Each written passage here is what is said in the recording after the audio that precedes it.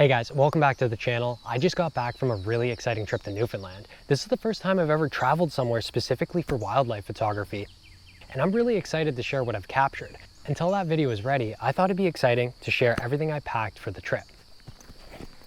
Starting with the bag itself, this is a Newer Pro camera bag from Amazon. It's a relatively cheaper bag. It's definitely not as premium as some other bags on the market, but at a low price point, it does exactly what I need it to do without breaking the bank. All of my camera gear is housed in the back compartment here. There's no easy access points to this, so I do have to take it off of my back every single time I want to get gear out. Honestly though, I do prefer it that way.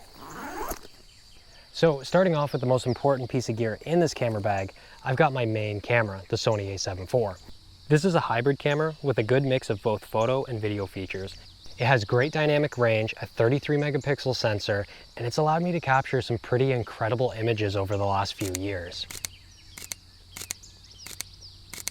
Now, rarely does the Sony 200-600 actually leave this camera body. Typically, I have it all put together down the center of this backpack, but I had to rearrange to take everything on the trip with me. This is an incredibly sharp lens with fairly quick autofocus from my experience. With so many great options on the market now, the only reason I did go with an official Sony lens is not only for that incredible sharpness, but also the fact that teleconverters only work on official Sony equipment. So I paired up the 1.4 times teleconverter with my Sony 200-600. These three items work really well together. Of course, teleconverters can be a little tricky to use, and they sometimes do more bad than good, which is why I didn't end up taking it out of my bag once on this Newfoundland trip, because I was too worried they would ruin a once-in-a-lifetime opportunity. Because I mean, how many other times in my life am I going to see puffins? I hope I see puffins again, but just in case, I was worried that this would get in the way of that. On my regular hikes out in the woods around here, sometimes I'll use this when the conditions seem right. Now, I do have 3 separate reviews on each pieces of those equipment. I'll leave those in the description below if you're interested in learning more. I've dived deep into the specs, what I like and what I don't like about the teleconverter, the camera, as well as this lens. So for vlogging clips like this or any additional scenery shots I get, I shoot with the iPhone 13 Pro Max. It does the trick. I mean, it's iPhone quality, but it is what it is. Which you're probably wondering what I'm filming with right now then. Well, this guy just got retired because the battery is completely shot on it, and I got the iPhone 15 Pro Max now. Now, when I do decide to take off the 200-600, I've got the Sigma 24-70 f2.8 art lens. It's incredibly sharp and well priced compared to lenses similar to it. But now that I've owned it for a while, I would have picked something much more compact and lightweight, because I find myself not packing it or dreading bringing it along. However, of course, on this Newfoundland trip, it got tons of use because I was just so excited to see all the different landscapes out there. Now, on the front here, this is something entirely new to me. Just before I went on this trip, Freewill actually reached out to me and asked if I'd be interested in trying out their new filter. It's a circular polarizer filter and a variable ND filter built into one. This couldn't have come at a more perfect time, because I know the importance of a variable ND filter when you're trying to film proper cinematic footage while sticking to the 180-degree rule. And on top of that, I was also really interested in seeing the effects of a circular polarizer.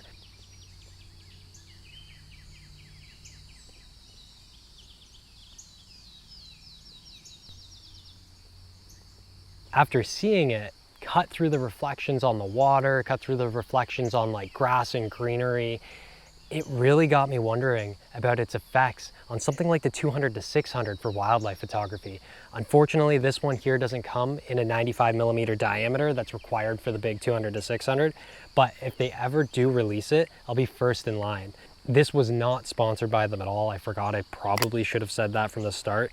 I wasn't required to make a video on it. They simply asked if I would be interested in trying it out, and it didn't come off my lens once during the trip.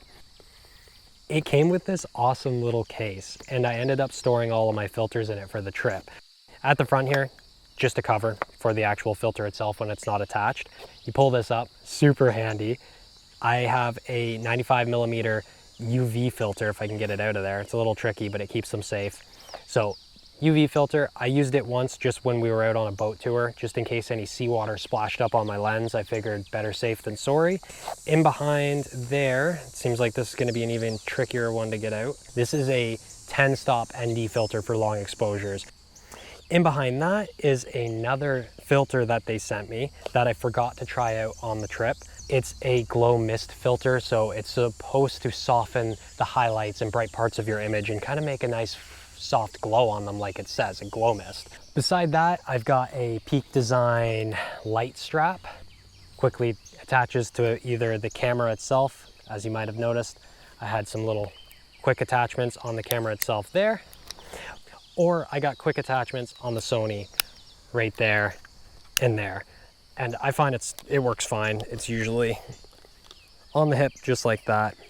It stays pretty still. Actually, when I have my bag on, I'll hook it right to my bag like that, and then it's not bouncing around. But yeah, ever since I switched over to a Peak Design from just the basic camera straps that come with these things, game changer. So that's it for the Peak Design strap.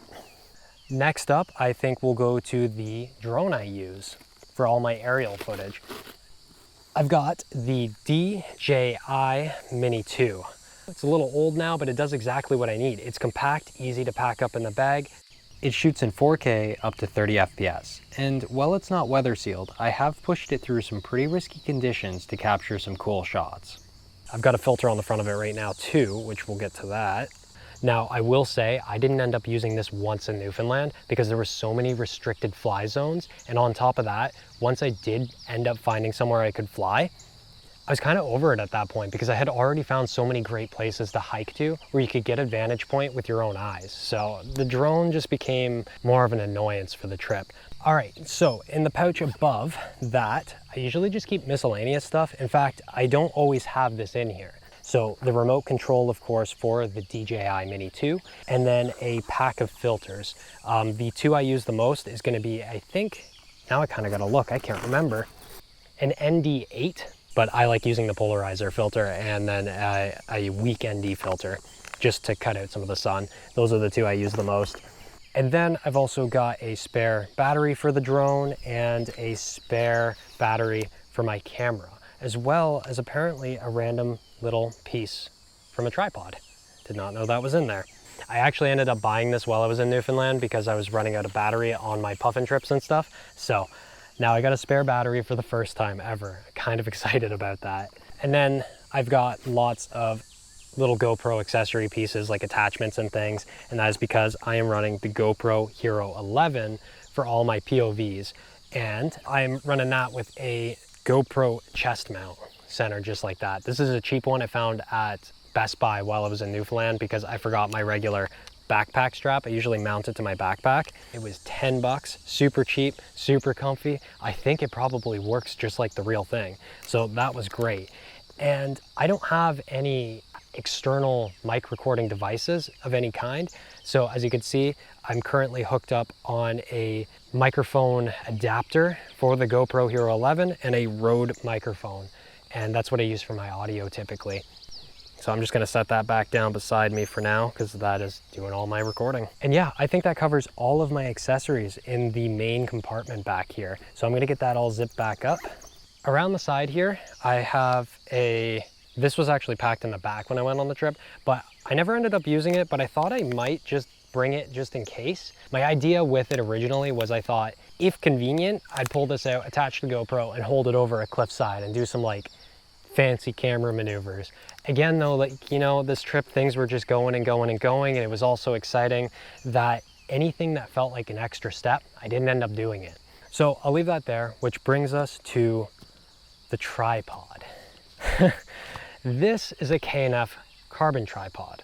I bought it just before the trip, and I ended up going with the carbon model because I wanted something lightweight for travel, because this bag already weighs a ton. This was a terrible mistake.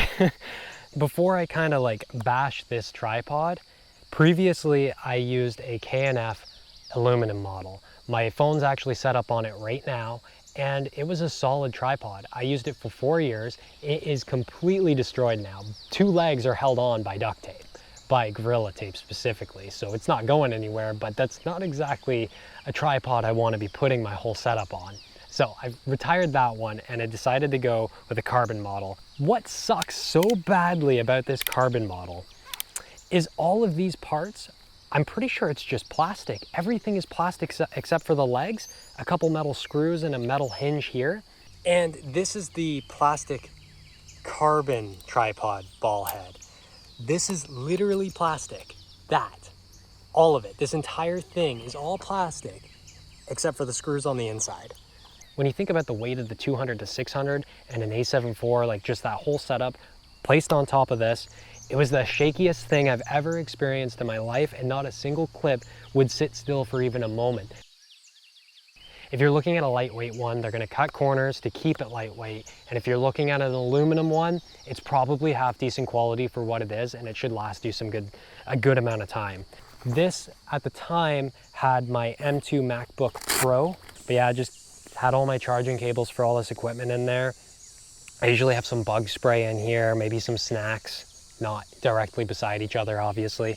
So yeah, that is all the equipment I use on a regular basis to create these videos. Of course, I don't always pack everything in the bag at once, but I did in the case of this. I hope you guys enjoyed the video. If you did, leave a like, comment, subscribe, and definitely stay tuned because I have got a great Newfoundland video coming soon. See you guys in the next one.